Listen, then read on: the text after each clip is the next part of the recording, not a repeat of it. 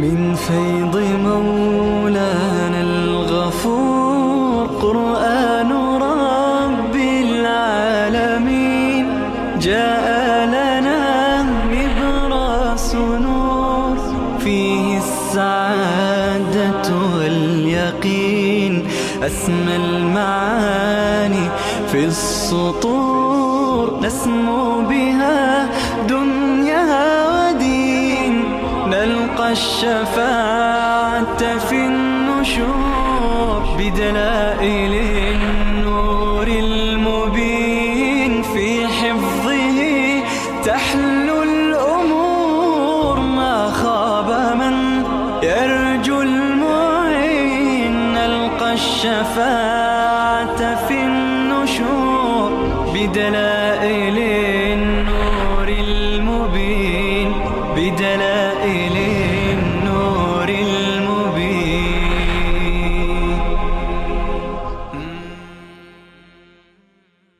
بسم الله الرحمن الرحيم.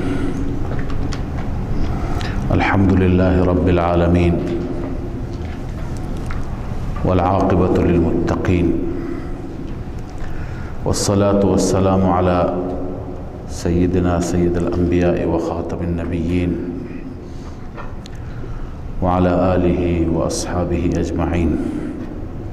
اما بعد، بیشتر شما در سوره شعراء دلائل نقلی خواندید. 7 دلیل نقلی از انبیاء گذشته. حال به سوره نمل می رسیم. در سوره نمل موضوع همان است، همان توحید است. برکات دهنده فقط الله عزوجل است. مدبر و متصرف ذات حق است. و ضمن 4 تا داستان در این سوره 4 داستان و 4 واقعه بیان میشه که از این 4 داستان 2 چیز به اثبات میرسد، 2 مدعا. اول اینکه عالم الغیب فقط الله است، از همین داستان ها معلوم میشه. دوم اینکه مدبر و متصرف هم فقط الله است. خب ما خواندیم که همین 2 صفات و ویژگی های اله هستند. اله به حق، معبود به حق هستند. بس وقتی که عالم الغیب فقط الله است، کارساز و مدبر هم فقط الله است، پس معبود هم فقط الله است. طاسین تلک آیات القرآن و کتاب مبین. تمهید مع الترغیب است. این آیات قرآن و آیات کتاب واضح و روشن است. هدى و بشرا للمؤمنین، در حالی که هدایت هست علما و بشرا و بشارت هست عملا برای مؤمنان. مؤمنان کیند؟ الذين يقيمون الصلاة و یؤتون الزکات، آنانی که نماز برپا می دارند و آنانی که زکات می دهند، یعنی هم عبادت مالی انجام می دهند هم عبادت جانی. و هم بالآخرت هم یوقنون، عقیدهشان درباره آخرت هم درسته، به آخرت یقین و باور دارند. ان الذين لا يؤمنون بالآخرة زينا لهم اعمالهم. زجر همراه تخویف اخروی. الله می فرماید به درستی کسانی که ایمان به آخرت ندارند در دنیا ما اعمالشان را مزین می کنیم. فهم یعمهون، اونا سرگردان، عمل سرگردانی را میگه. این ثمره تزیین، یعنی عمل شرکیش فکر میکنه عبادت است، سرگردان، پریشانه. اما نتیجه برزخی و اخروی، اولئک الذین لهم سوء العذاب، این افراد برایشان عذاب سوء هست، عذاب بد هست. و هم فی الاخرة هم الاخسرون.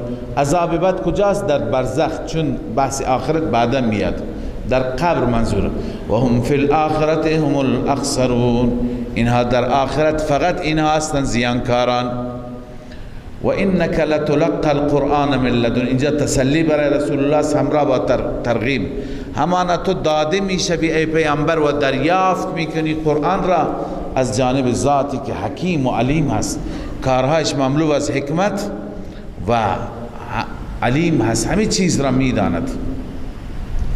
خب پس این قرآنی هست که سراپا حکمت است، مطالبش مطالب علمی و مطالب پر از حکمت هستند، چون از جانب حکیم و علیم است.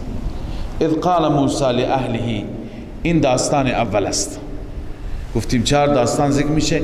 حاصل و نتیجه این داستان اینه که عالم الغیب فقط الله است، موسی نیست. موسی به هدف دیگه آمده، چیز دیگری را دریافت میکند. خب داستانش را خواندیم، ما ترجمه میکنیم که انشاءالله جلوتر بریم. اذ قال موسی لأهله انی آنست نارا، زمانی که موسی به اهلش گفت من آتشی را مشاهده کردم. اگر میدانست اونجا چه خبره نمی گفت آتش. سآتیکم منها بخبر، خبری از اونجا می آورم، یعنی راهنمایی میگیرم. او آتیکم بشهاب قبس، یا می آورم پیش شما شعله قبس، اون شعله روشن را میگویند به اصطلاح. لعلکم تصطلون، شاید شما گرمی حاصل کنید، هم گرمی هم نور راه را ببینید. فلما جاءها نودی ان بورک من فی النار و من حولها، وقتی که پیش اون آمد، کنار اون نور آمد، ندا شد که ای موسی ان بورک من فی النار، یعنی از جانب الله برکت داده شد. اون ذاتی که فی النار ای هو نور الله، نور الهی، اونی که در نار است، برکت داده شد اونجا. و من حولها و اطرافش ملائکه بودند، اطراف اون نور. لذا ای موسی اینجا جای برکت است، جای رحمت است. و سبحان الله رب العالمین، الله پاک است، اون ذاتی که رب عالمیان است، از شریک پاک است، از همسر و همتا پاک است. لذا الله به موسی خطاب کرد یا موسی انه انا الله العزیز الحکیم. ای موسی همان شأن این است که من الله هستم، اون ذاتی که غالب و با حکمت است. لذا تو را اینجا کشاندم به خاطر رسالتی بس بزرگ، هدفی بسیار بزرگ. اون چیه؟ و القی عصاک، عصایت را بیانداز، عصایت را بیانداز. فلما رآها تهتز، موسی وقتی که دید که حرکت میکنن عصا چنان با سرعت که انها جان، گویا که ماری هست. جان مار کوچک را میگویند. ما قبلا خواندیم که مار کوچکی نبود، ثعبان مبین، اژدهایی بود. اما چون که بسیار چالاک بود، بسیار فرز بود، اژدها بود اما مثل مار کوچک میماند.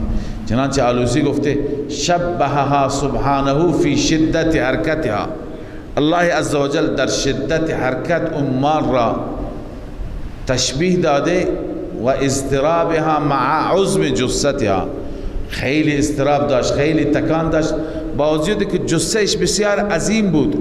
تشبیه داده به صغار الحیات السریعه الحرکه، این مارهای کوچک باریک که خیلی حرکاتشون سریع است، اون با وجود که اژدها بود حرکتش چنان سریع بود که انها گویی که اون چی بود؟ مار باریک بود.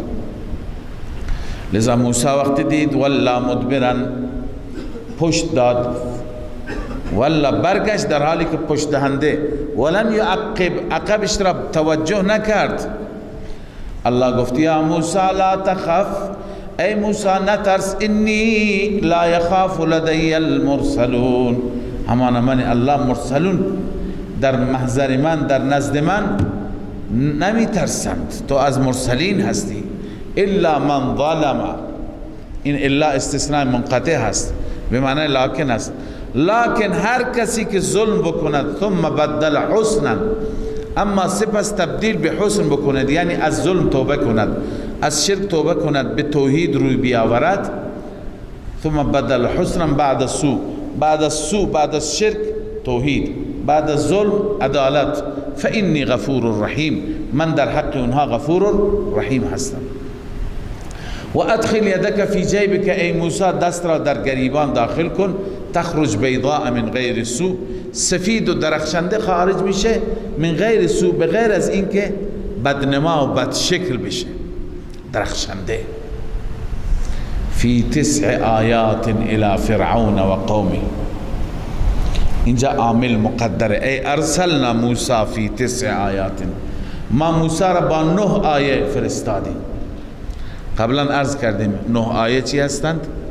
فارسلنا علیهم الطوفان والجراد والقمل والضفادع والدم، 5 تا اونا هستند، 2 تا اینها هستند، مار و ید بیضا، این شده 7 تا. یکی اون لکنت زبان را خدا دور کرد، این 8 تا. یکی دریا را با عصا زدن و دریا متوقف شدن، 9 تا. فرستادیم در 9 آیه به سوی فرعون و قومش، همانا قوم فاسق و مشرک بودند. فلما جاءتهم آیاتنا مبصرة، وقتی که موسی با آیات ما آمد، آیات روشن، آیاتی که سبب بصیرت می شد، سبب باز شدن چشم می شد، قالوا هذا سحر مبین، آنها گفتن که این جادوی آشکاری است. الله میگه وجحدوا بها، انکار کردن، این را انکار کردند آیات توحید را، واستیقنتها انفسهم ظلما و علوا، در حالی که از نظر نفس یقین کردن که آیات خداست، اما انکار کردن از نظر ظلم و از نظر تکبر، یعنی ظلما انکار کردن، تکبرا انکار کردن. وقتی که انکار کردن، فانظر کیف کان عاقبت المفسدین، عاقبت و انجام این مفسدان را ببین، به چه بلایی و به چه مهلکی گرفتار شده است. داستان اول که در این سوره خواندیم در رابطه با موسی علیه السلام و دعوت موسی به قوم، بخش دوم یا واقعه دوم در رابطه با سلیمان علیه السلام، داوود و سلیمان هست. الله می فرماید ما به داوود و سلیمان علم دادیم، دانش دادیم، منظور از علم شریعت و علم حکومت، کشورداری، هر دو را دادیم، چون که این دو هم پادشاه بودند و هم پیامبر. وقال الحمد لله الذي فضلنا على كثير من عباده المؤمنين، آنان به صورت شکر و تحدیث نعمت هر دو گفتند الحمد لله الذي، سپاس و ستایش خدایی را که فضیلت داد، ما را برتری داد بر بسیاری از بندگان مؤمنش. خب این به صورت چی بود؟ هم شکر گزاری بود، هم تحدیث نعمت بود. هر دو را الله عزوجل واقعا نعمتهایی داده بود که به افراد دیگه، به بسیاری از پیامبران دیگر خداوند نداده بود. مثلا از اینجا به بعد هر یکی از اونها به صورت جداگانه نعمتی که داشت، خصائصی که داشت، ویژگی هایی که داشت بیان میشه. و ورث سلیمان و داوود، سلیمان علیه السلام وارث داوود شد. در چه چیزی؟ فی العلم والخلافه، در علم، در خلافت، جانشینی. و قال یا ایها الناس علمنا منطق الطیر، ای مردم ما آموزش داده شدیم، خداوند به ما یاد داده سخن پرندگان را، منطق پرندگان را. الله عزوجل علم پرندگان و زبان پرندگان را که یکی از معجزات سلیمانی هست، به سلیمان علیه السلام عنایت کردند. و اوتینا من کل شیء، هر چیز ما داده شدیم. قبلا خدمت شما عرض کردم که منظور از هر چیز استغراق عرفی است در قرآن، استغراق حقیقی نیست. هر چی به سلیمان داده نشد، هر چی که نیاز داشت از اسباب حکومت و سلطنت یا از علم آن که نیاز داشت خدا بهش داد.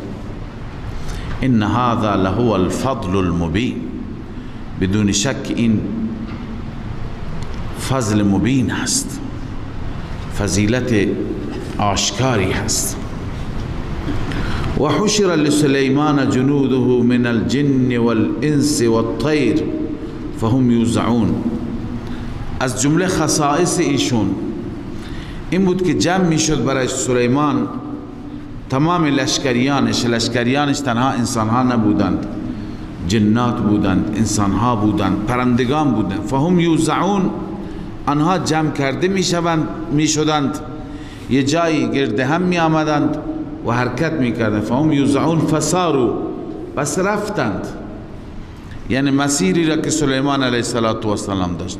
سلیمان همیش به تبلیغ می پرداخت، چون که نبی خدا بود، به آگاه کردن مردم می پرداخت. حتی اذا اتوا علی واد النمل، حتی وقتی که آمدن به وادی نمل ها، مورچه ها، یه وادی که مورچه های اونجا زندگی می کردند. قالت نملتون، نملی به گفت، یکی از مورچه ها به بقیه مورچه ها گفت یا ایها النمل ادخلوا مساکنکم، ای مورچه ها داخل مساکنتان برید، داخل سوراخ‌هایتان بروید. لا یحطمنکم سلیمان. ببینید اولا مورچه ها درکشان، شعورشان اونطوری که الله عزوجل میداند، پیش خودشان دنیایی دارند بسیار بالا هست. حتی نظامی که در مورچه ها هست، علمایی که بررسی کردند و تحقیق کردند، نظامی که این دو مخلوق داره، یکی زنبورهای عسل و یکی مورچه ها، بسیار پیشرفته هست. اونجایی که زندگی میکنند در محل زندگی خودشان دارای نظم و ضوابط خاصی هستند که همه رعایت میکنند، از نظر راه، از نظر تردد، از نظر خوراک، انبارها، جاهایی که برای خوراکی ها دارند. کسانی که مطالعه کردند میگویند که بسیار منظمند، هم مورچه ها و هم عسل، زنبور عسل. لذا الله بهشون درکی داده که ما عاجزیم از فهم آن، یا به خدا بهشون نظامی داده که ما از فهم اون عاجزیم. اما سلیمان نبی با توجه به این که معجزه داشت، اینم یکی از معجزات حضرت سلیمان که وقتی که مورچه بقیه مورچه ها را از اونها دعوت کرد که گوشه بروند که زیر پاها لگدمال نشوند، سلیمان از طریق وحی و از طریق الهام الهی متوجه شد. الظاهر ان علم النملت بها، اولا اینکه مورچه از کجا میدانست این سلیمان لشکرش است؟ معروف بود سلیمان، و علاوه از اینکه معروف بود شاید الهام الهی بود. الظاهر ان علم النملت بان الآتی هو سلیمان و جنوده عن الهام منه عز وجل روح المانی. اینکه مورچه میدانست که این سلیمان هست و جنودش هست، شاید الهام شد به او از طرف الله، یعنی در دلش القا شد. لذا گفت یا ایها النمل ادخلوا مساکنکم، ای مورچه ها داخل شید داخل مساکنتان، جاهای زندگیتان. لا یحطمنکم سلیمان و جنوده، شما را لگدمال نکند سلیمان و لشکریانش. و هم لا یشعرون، یعنی اونا قصدن و عمدن با شما کار ندارند، در حالی که اونها نمیدانند که اینجا دنیای از مورچه ها هست، زیر پای ما له شدن، لشکرم لشکر بزرگی هست. سلیمان علیه السلام هم از طریق وحی الهی مطلع شد، متوجه شد که این مورچه به بقیه مورچات چه تبلیغ میکنه. فتبسم ضاحکا من قولها، خندید در حالی که تبسم کرد، در حالی که خندید از قولش. و اینجا سلیمان علیه السلام بیاد آورد که خدای تعالی چه نعمتهای به او داده. مثلا همین که مورچه داره با مورچه صحبت میکنه، اینجا الله عزوجل در دل سلیمان قرار داد که اون چه داره میگه. انه علیه السلام لم یسمع صوتا اصلا، حضرت سلیمان صوتی نشنید. و انما فهم ما فی نفس النملة الهام من الله تعالی، روح المانی، از طریق الهام فهمید که چی داره میگه مورچه. لذا شکر خدا بجا آورد بر این نعمت. رب اوزعنی ان اشکر نعمتک التي انعمت علی، خدایا در قسمت من بفرما، در تقدیر من قرار بده، یعنی به من توفیق بده. ان اشکر نعمتک التي، این که من شکرگزار نعمت تو باشم، التي انعمت علی، آن نعمتی که بر من انعام کردی، و علی والدی، و بر پدر و مادر من، و ان اعمل صالحا ترضا، و این که من دائما عمل صالحی انجام بدم که تو بپسندی، تو راضی بشی. و ادخلنی برحمتک فی عبادک الصالحین، بار اله بار رحمت خودت مرا در بندگان صالح داخل بگردان. لذا شکر خدا بجا آورد و مسیر را ادامه داد. و تفقد الطیر فقال ما لی لا ارحلودا، نیافت پرنده را، تفقد کرد، جستجو و بررسی کرد، نیافت. منظور از طیر هدهد است. معلوم میشه که سلیمان علیه السلام همیشه از افراد، از لشکریان حضور غیاب میگرفت، تفقد میکرد چه کسی بود چه کسی نبود، غائبین را دنبال میکرد، چرا نیستند، کجا هستند. لذا سلیمان علیه السلام وقتی که هدهد را نیافت چی فرمود؟ فقال ما لی لا اری الهدهد، چرا من نمی بینم هدهد را؟ ام کان من الغائبین، یعنی شاید هست و من نمی بینم. این یک احتمال. احتمال دوم این که یا او از غائبین هست، غائب هست، من متوجه نیستم. لأعذبنه عذابا شدیدا، من حتما او را عذاب شدید میدهم، یعنی تنبیهش میکنم، کتکش میزنم. او لأذبحنه، یا او را ذبح میکنم، زندگیش را پایان میدم که غایب هست. او لیأتینی بسلطان مبین، یا پیش من بیاورد دلیل آشکارا، چرا نیست، کجا رفت. سلیمان علیه السلام به همین فکر بود که فمکث غیر بعید، مکث کرد، توقفی کرد، اما زیاد نه، غیر بعید، مدت کمی، لحظات کمی، تا اینکه هدهد آمد. اینجا هم معلوم میشه این واقعه دوم است. سلیمان نبی با اون جایگاه عظیمش که حتی زبان پرندگان را میفهمید و موعظه مورچه را درک میکرد، اما علم غیب نداشت، چون که نمیدانست که هدهد کجا رفته. هدهد آمد خبر داد. باز هم سلیمان شک داشت، گفت نامه را ببر ببینم آیا واقعا راست میگی یا نه. پس از واقع دوم هم همین ثابت شد که عالم الغیب فقط الله است، حتی پیامبران الهی نیستند. فقال احط بما لم تحط به، من احاطه کردم از نظر علمی آن چیزی که تو احاطه نکردی.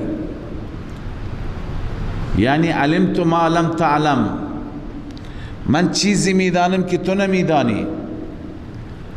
یا بلغت ما لم تبلغ انت، من به جای رسیدم که تو و جنودت اونجا نرسیدی.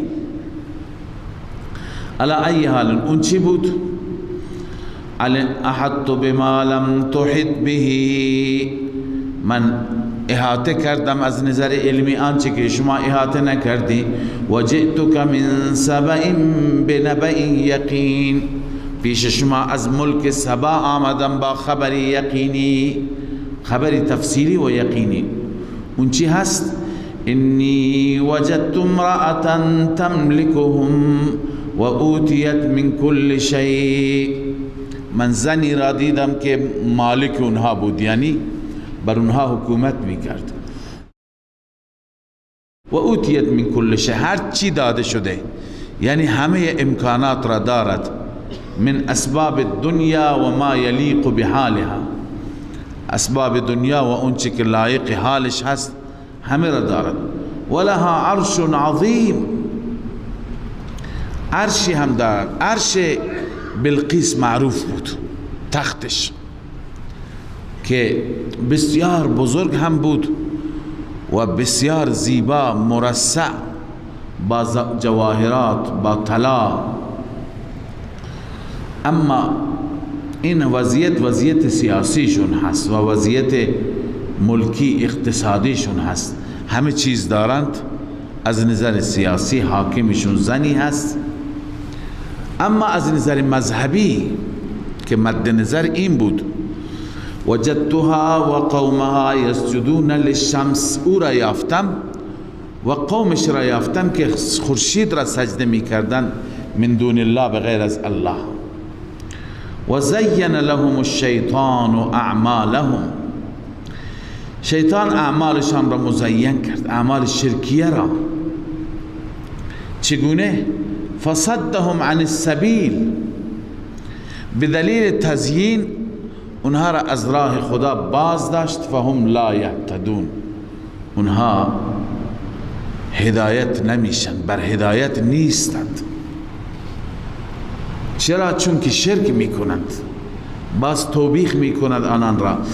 الا یسجدوا لله الذی یخرج الخبأ فی السماوات والارض، چرا آنها سجده نمی کنند اللهی را که یخرج الخبأ، خبأ چیزی که مخفی هست، پوشیده و پنهان است. مخفیات آسمان چی هستند؟ مخفیات زمین چی هستند؟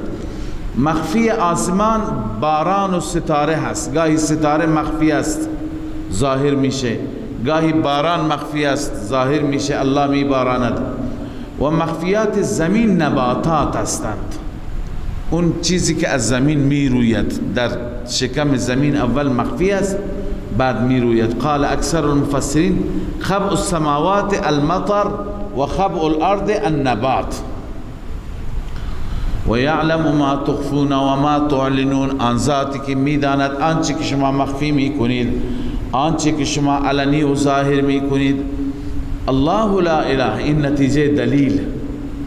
خود هدهد از این استنباط می کند الله آن ذاتی است که هیچ کس بغیر از او نیست، رب عرش عظیم است. چرا این خدا را پرستش نمی کنند؟ وقتی که این گزارش را داد سلیمان علیه السلام گفت قال سننظر اصدقت ام کنت من الکاذبین، بررسی میکنیم، نگاه میکنیم واقعا راست میگی یا از کاذبین هستی. اذهب بکتابی، آزمایش، امتحان، این کیفیت امتحان، این نامه مرا ببر فالق الیهم، بر آنان بینداز این نامه را. ثم تول عنهم فانظر ماذا یرجعون، سپس برگرد ببین که چه پاسخی میدن، چه بازگشتی خواهند داشت. خلاصه میگویند که بلقیس با ارکان سلطنت نشسته بود در جلسه کابینه تشکیل شده بود جلسه اش، که هدهد برد نامه را در عرض کنم که جلوی بلقیس یا روی دامن بلقیس انداخت و برگشت. متوجه نشد این نامه از کجا آمد، ناگهان نامه را دید. نامه را وقتی که دید قالت یا ایها الملأ انی القی الی کتاب کریم. ای درباریان، ای مشاوران، انی القی الی، القا شد به سوی من، انداخته شد. نگفت کی، چون که خودش هم نمیدونست کی آورد. کتاب کریم، کتاب معزز. معزز به چه معنی؟ یعنی معتبر، نامه معتبر. چون این نامه چی دارد؟ مهر دارد، نامه رسمی هست.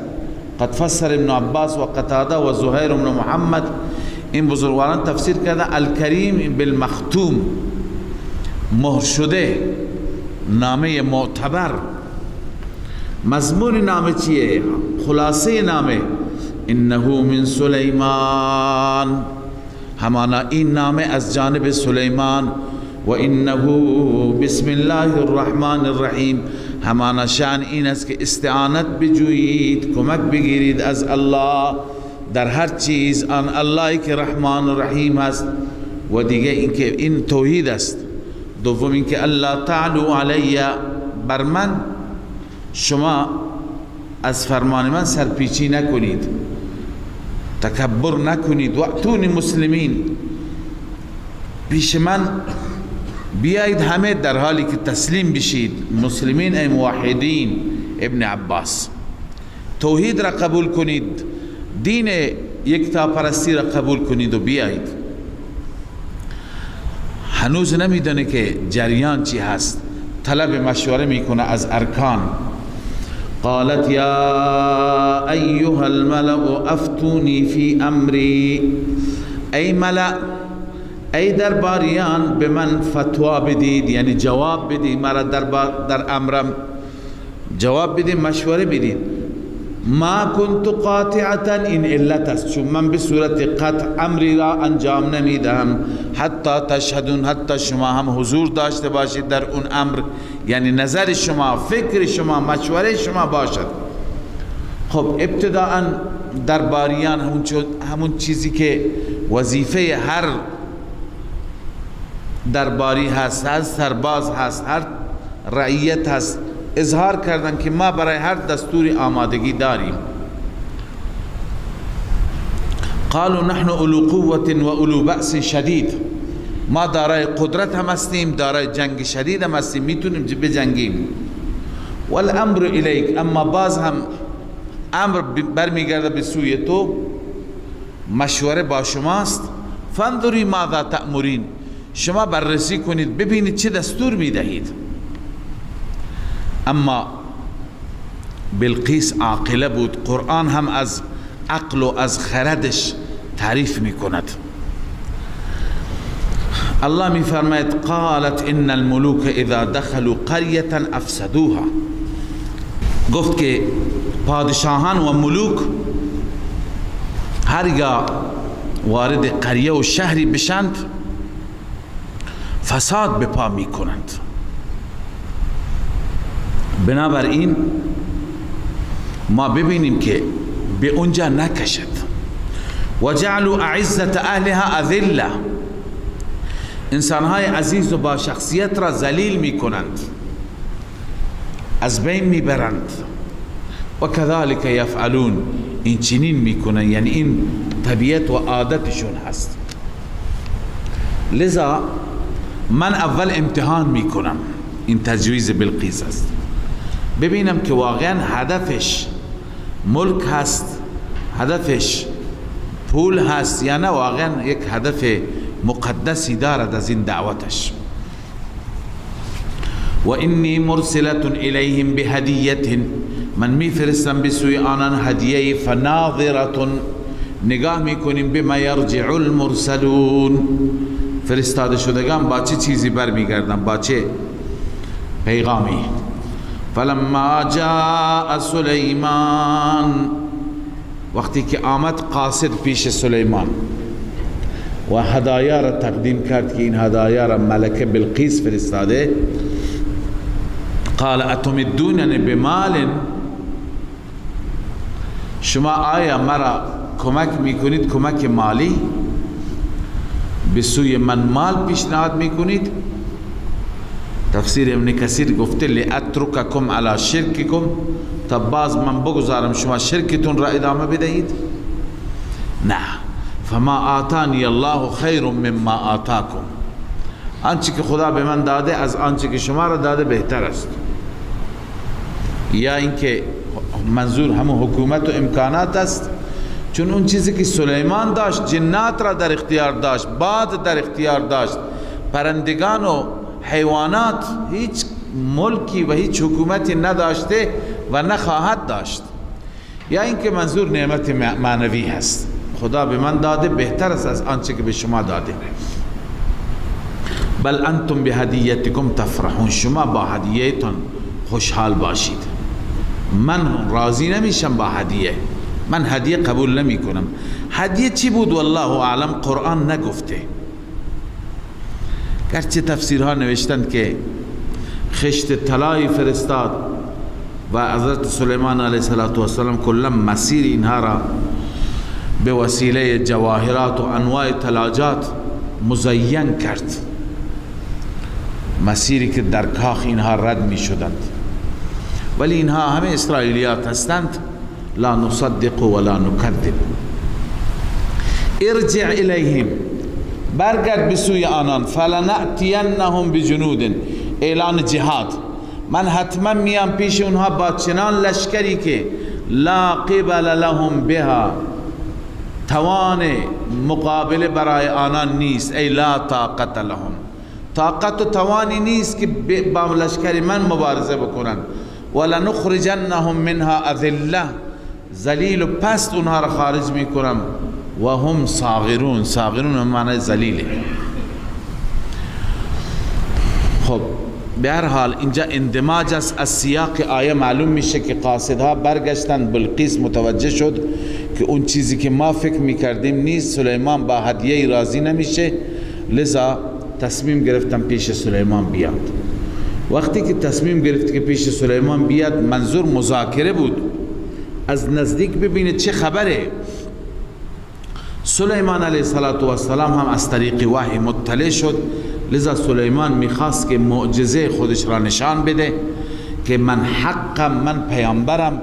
به این خاطر گفت که کی میره تختش را بیاره. قال یا ایها الملأ ایکم یأتینی بعرشها، ای ملأ کدام یک از شما می آورد پیش من تخت بلقیس را، قبل ان یأتونی مسلمین، قبل از اینکه مسلمان بیایند. قال عفریت من الجن، عفریت یکی از جنات که در رأس بود و در خدمت سلیمان بود، گفت که انا آتیک به قبل ان تقوم من مقامک، من میآورم آن را قبل از اینکه شما از جایت برخیزی. و انی علیه لقوی امین، من بر این کار قوی هستم، توانش را دارم و امینم، یعنی اگرچه جواهرات داشته باشه دست نمیزنم. این جنیه میگه. قال الذي عنده علم من الكتاب، آن کسی که نزد او علم کتاب بود، او گفت که انا آتیک به قبل ان یرتد الیک طرفک، من می آورم او را قبل از این که چشم بزنی، پلکت به هم بزنه. در یک چشم به هم زدن من می آرم. این الذی عنده علم من الکتاب کی هست؟ بعضی گفتند که آصف بن برخیا وزیر سلیمان، اون گفت که من چون خداوند بهش اسم اعظم را یاد داده بود، من به وسیله اسم اعظم فوراً میارم. بعضی گفتن منظور آصف هست، اما از این لازم میاد که وزیر سلیمان از سلیمان قدرت بیشتری داشته باشد، توان بیشتری داشته باشد. بنابراین بعضی میگن منظور از الذی عنده علم من الکتاب جبرائیل امین است. جبرائیل گفت من یک چشم به هم زدن می آورم. حضرت شیخ رحمه الله همین رو ترجیح میده، جبرائیل. فلما رآه مستقرا عنده، خلاصه آورد، فورا آورد. سلیمان وقتی که دید که اون تخت کنار او استقرار دارد، یعنی قرار دارد، قال هذا من فضل ربی، این فضل رب من هست، خدا میخواد مرا امتحان بکند، اشکر ام اکفر لیبلونی اشکر ام اکفر و من شکر فانما یشکر لنفسه، هر کسی که شاکر باشد شاکر برای خودش هست، یعنی به نفع خودش هست، و من کفر فان ربی غنی کریم، هر کسی که کفران بکند الله عزوجل هم از او بی نیاز است، الله برای کفرانش پروا ندارد. خلاص سلیمان علیه السلام به ارکان سلطنت گفت مقداری تخت را تغییر بدید تا نشناسد. قال نکروا لها عرشها، تغییر بدید برایش تختش را، ننظر اتهتدی ام تکون من الذین لا یهتدون، نگاه میکنیم آیا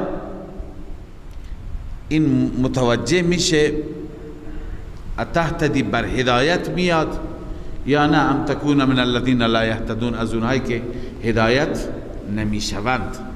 منظور دو تا میتونه باشه، یکی یعنی آیا میشناسد واقعا تخت خودش هست یا نمیشناسد، یکی این که نه معجزه ما را ببیند آیا هدایت میشه یا نه، از همون انسان هایی که هدایت نمیشوند. الله می فرماید فلما جاءت قیل اهکذا عرشک، زمانی که بلقیس با ملأ خودش آمد، با فوج خودش و سپاه خودش آمد، گفت که آیا عرش تو تخت تو این چنینی بود؟ الان این از سلیمان پرسید یا یکی از خادمان سلیمان؟ اما این چه جواب داد؟ از یک طرف یقین داشت مال من هست، از یک طرف با بعضی تغییرات شک داشت. قالت کأنه هو، جواب و پاسخ بین بین، گویا این همون است. به صورت قطع نگفت همون است، شاید نبود. به صورت قطع نگفت نه شاید بود، گفت کأنه هو، مثل او هست، گویا همون است. و اوتینا العلم من قبلها و كنا مسلمین. اینجا بلقیس میگه ما علم داده شدیم ای سلیمان قبل از این، یعنی این معجزه را تو به ما نشان دادی، ما قبل از این علم توحید داده شدیم، یعنی قبلا من متوجه شدم. بعضی میگویند از همون نامه متوجه شد، بعضی میگن وقتی که آمد و سلیمان را دید و اطراف سلیمان را دید و نظام سلیمان را دید، به دلش نشست که این پیغمبر خداست. هنوز تخت را ندیده بود، لذا داره میگه به سلیمان که و اوتینا العلم، ای علم التوحید، به ما علم داده شد من قبلها، یعنی قبل هذه المعجزه، و كنا مسلمین، ما مسلمان شدیم یا ما مسلمان بودیم، تسلیم شدیم. الله اینجا مدح میکند ان عقل ابلیس را، و صدها ما كانت تعبد من دون الله، تا به حال جلوگیری کرده بود او را از اسلام آوردن، از تسلیم شدن. چه چیزی جلوگیری کرده بود؟ ما كانت تعبد من دون الله، اونی که عبادت میکرد به غیر از الله، یعنی معبودان باطله جلوی او را گرفته بودند. اما امروز که متوجه شد که معبودان باطله کاری نمی کنند، الان به سوی الله و یکتاپرستی رجوع کرد. انها كانت من قوم کافرین، همانا این از قوم کافر بود، قوم منکر. قیل له ادخل الصرح، به او گفته شد وارد محل باش. صرح میگن سکورا. حضرت سلیمان علیه السلام حوضچه درست کرد، محل بلندی درست کرد، تو حوضچه آب گذاشت، پر از آب بود و بر آن شیشه گذاشت. اینجا یک جمله بود که نگفتیم، صدها ما كانت تعبد من دون الله، دو معنا دارد. یکی این که عبادت غیر الله مانع شده بود، ای صدها عن التقدم الى الاسلام تا به حال که به سوی اسلام نیامده بود چه چیزی صد شده بود، مانع شده بود؟ عبادت الشمس و نشؤها بین اظهر الکفره، اینکه عبادت میکردند خورشید را و این بلقیس هم نشو و نما و رشد کرده بود در میان کافران. پس تا به حال که حقیقت را نیافته بود اون صد شده بود. یا اینکه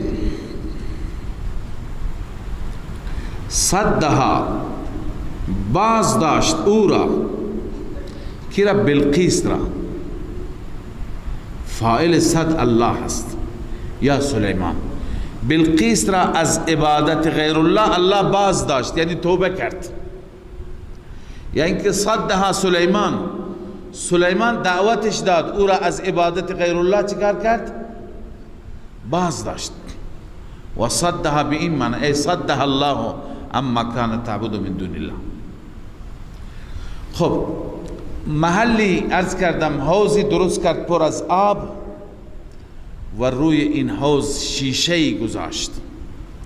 شیشه هم چنان شفاف و بیلکه که معلوم نمیشد اینجا شیشه هست، لذا فکر میکردی که آب هست. بلقیس وقتی که میخواست از اون سکو رد بشه، از روی اون رد بشه، لباسش را بالا زد تا تر نشه. فکر کرد که اینجا چی هست؟ آب هست. سلیمان علیه السلام بهش گفت این آب نیست، این شیشه هست. بلقیس متوجه شد، استغفار خواند. خب چرا این کار را کرد؟ یک داستان دروغینی هست که خلاصش عرض می کنم. بعضی گفتن که جنات احساس خطر کردند که سلیمان با بلقیس ازدواج نکند، لذا به سلیمان گفتن که بلقیس مادرش از جنات هست و بدنش خیلی موهای خطرناکی داره، بسیار زشت است. لذا سلیمان چنان تدبیری بکار برد تا که بلقیس وقتی رد میشه گویا از روی آب لباسش را بالا بزند تا مشخص بشه واقعا جنات راست میگه یا دروغ. این قصه اسرائیلی هست و این با جایگاه نبوت تضاد دارد. این به شدت رد است، همه مفسران ردش کردند. خب چرا این کار را کرد؟ توجیه حضرت شیخ رحمه الله نوشته که دلچسب است. اون این است که بلقیس و قومش خورشید پرست بودند و ستاره پرست، یعنی مظهر پرست، ظاهر را نگاه می کردند. سلیمان علیه السلام میخواست تفهیم بکنه که نباید به ظاهر نگریست، به ظاهر نگاه کرد، پشت پرده را ببین. این خورشید مظهر قدرت و وجود رب العالمین است، یعنی دلیلی هست. این خود خدا این نیست، خدا ورای این است. از این به خدا برس، از ماه به خدا پی ببر. خدا ما را دعوت کرده تو قرآن خورشید را ببینید، ماه را ببینید، ستاره را ببینید، کوه را ببینید. پس اینها چی هستند؟ اینها در واقع اسباب معرفت و شناخت خدا. سلیمان میخواست که تفهیم بکند که شما فریب ظاهر خوردید، شما خورشید را دیدید، باید از خورشید پی می بردید به وجود خالق. شما به همین جا ماندید و از خورشید متأثر شدید، لذا نباید از ظاهر متأثر شد. این ظاهر است، آب اینجا نیست، آب ورا هست، پشت سر است. پس بلقیس هم عاقله بود، فوراً دریافت، فوراً گرفت اون چیزی که سلیمان میخواست. الله میفرماید فلما رأته، زمانی که او را دید، حسبته لجتا، فکر کرد آب عمیقی هست. لج دیروز خواندید، لج آبی که عمق داشته باشد. و کشفت عن ساقیها، ساقینش را چی کرد؟ کشف کرد، یعنی ظاهر کرد، لباس را بالا زد. قال انه صرح ممرد من قواریر. سلیمان گفت که این بنایی هست که پوشیده شده از شیشه. اینجا آب نیست، حوضچه‌ای هست، سکویی هست که با شیشه پوشیده شده. سلیمان بلقیس متوجه شد. قالت رب انی ظلمت نفسی و اسلمت مع سلیمان لله رب العالمین. بار اله من بر خود ظلم کردم و تسلیم شدم با سلیمان برای اللهی که رب عالمیان هست. علی ای حال ببینید این واقعه سلیمان و بلقیس بود. از این واقعه هم معلوم میشد که سلیمان نبی با وجود انواع معجزات، با وجود زبان فرشتگان را میفهمید، اما عالم الغیب نبود. صدق الله. من فيض مولانا الغفور قرآن رب العالمين جاء لنا مبراس نور فيه السعادة واليقين أسمى المعاني في السطور نسمو بها دنيا ودين نلقى الشفاعة في النشور بدلائل النور المبين في حفظه تحلو الأمور ما خاب من يرجو المعين نلقى الشفاعة في النشور بدلائل